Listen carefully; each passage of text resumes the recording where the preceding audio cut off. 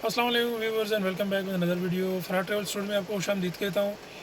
तो जिस तरह मैंने आपको बताया है कि जब भी आप ट्रैवल करें आपकी प्रोफाइल जो है ना वो लाजमी से वो पूरी होनी चाहिए। प्रोफाइल में क्या क्या चीज़ें हैं वो मैं पिछली वीडियो में आप लोगों के साथ डिटेल में डिस्कस कर चुका हूँ। इसके लिए आपका जो है ना वो पासपोर्ट ज़रूरी है। आपके जो अगर जॉब कर रहे हैं तो उसके डॉक्यूमेंट्स, या अगर कोई बिज़नेस कर रहे हैं तो रजिस्टर उसके प्रॉपर जो है ना वो पेपर आपके पास होने चाहिए। आपकी FRC MRC जो फैमिली आपकी टाइज़ है होम कंट्री के साथ, उसके प्रूफ के तौर पर वो लगती हैं साथ में। बैंक स्टेटमेंट आपका चाहिए होगा इसके साथ, ठीक है। उसमें इनफ मतलब 10 लाख से ऊपर ऊपर बैलेंस होना चाहिए। वो एक जो है ना वो ट्रांजैक्शन में नहीं होना चाहिए, उसमें स्प्लिट करके थोड़ा थोड़ा करके वो उसमें होना चाहिए, ठीक है। 6 महीनों का बैंक स्टेटमेंट चाहिए आपका। FBR से आप जो है ना इंडियन बना हुआ हो। इंडियन आपका जितना पुराना होगा उतना जो है ना वो आपकी फ़ायदा होगा, ठीक है। बाकी ट्रैवल हिस्ट्री है तो चंद एक ममालिक की आपको ट्रैवल हिस्ट्री की ज़रूरत है, ये आपके प्रोफाइल के लिए वो थोड़ा सॉलिड बनाती है उसको। तो कोशिश करें कि 2-3 कंट्रियों का आपका विज़िट हो, जो छोटे पैकेजेस में वो हो जाता है, ठीक है। बड़े वो इकनॉमिकल लिहाज से वो इतना उस पर ख़र्चा नहीं आता। तो कोशिश करें कि ये जो सेंट्रल एशियन कंट्रीज़ है या गल्फ़ कंट्रीज़ है, या ये थाईलैंड, कंबोडिया, वियतनाम, मलेशिया, इसका वो कर लें। 1-3-4 कंट्रीज़ का एक ही कर लें।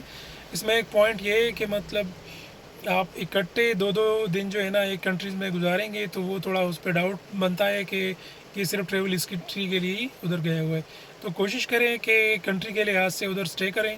मतलब अगर मलेशिया है तो उधर 4-5 दिन गुजारे, 6 दिन गुजारे, या अगर कंबोडिया है तो 2 दिन दे दें उसको, क्योंकि वो इस तरह की कंट्री है कि जो भी उधर जाता है तो सिर्फ उधर वो लेआउट के लिए, या मतलब पता होता है ना उनको कि यहाँ पे हमने मतलब करीब आए हुए इतने, तो चले इसको भी विज़िट करते हैं। तो 1-2 दिन उसके लिए काफ़ी होता है, 2-3 दिन, ठीक है। फिर वो वियतनाम हो गया, उसके लिए भी 2 दिन या 3 दिन वो काफ़ी है, इनफ है। थाईलैंड को थोड़ा ज़्यादा दिन दे दे, 4-5-6 दिन दे दे, हफ्ता दे दे, ठीक है। तो इस तरह का एक प्लान बना ले अपना वो ट्रैवल हिस्ट्री के लिए, तो उस पर डाउट नहीं बनता। अगर आप सारी कंट्रीज़ में 2-2 या 1-1 दिन गुजारेंगे तो वो जो उधर ऑफिसर बैठा हुआ है उसको लाजमी वो शक पड़ता है कि ये सिर्फ ट्रैवल हिस्ट्री बनाने के लिए उधर गया हुआ है। तो ये जो लोग हफ्ते में 5 कंट्रीज़ का आपको विज़िट कराते हैं, इन चीज़ों से कोशिश करें कि बचें। अपना एक ट्रैवल प्लान बनाएं वो इस तरह का बनाएं कि मतलब कंट्री के लिहाज से आप उधर जो है ना अपना स्टे करें। और कोशिश करें 2-3-4 कंट्रीज़ आपके हों तो थोड़ा वो ज़्यादा से ज़्यादा जितने भी हों वो तो कोई मसला नहीं है, लेकिन कम से कम कुछ ना कुछ हो। क्योंकि फॉर्म में जब आप उस सेक्शन में जाते हैं जहाँ पे आपसे ट्रैवल हिस्ट्री मांगते हैं, तो अगर आपकी ट्रैवल हिस्ट्री कुछ भी नहीं है तो वो थोड़ा आउट से लगता है, वो पोर्शन जो है ना आप स्किप करते हैं फिर उसमें। तो उससे बचने के लिए आपके पास जो है ना पिछले 5 सालों में चंद एक कंट्रीज़ की वो विज़िट होनी चाहिए। तो ये है आपका स्ट्रॉन्ग प्रोफाइल। इस पर कोशिश करें कि आपका प्रोफाइल स्ट्रॉन्ग हो, तो फिर जिस भी कंट्री में आप अप्लाई करेंगे आपको कोई मसला नहीं होगा। आप चाहे UK में अप्लाई करें, चाहे अमेरिका में अप्लाई करें, चाहे कनाडा में अप्लाई करें, चाहे जिस भी कंट्री में अप्लाई करें, फिर आपको कोई इशू नहीं होगा। तो ये सेट ऑफ डॉक्यूमेंट्स आप अपने पास जो है ना वो रख लें।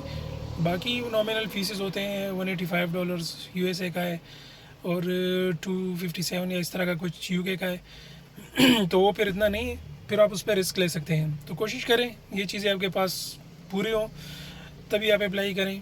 प्रोफाइल पे ध्यान दें।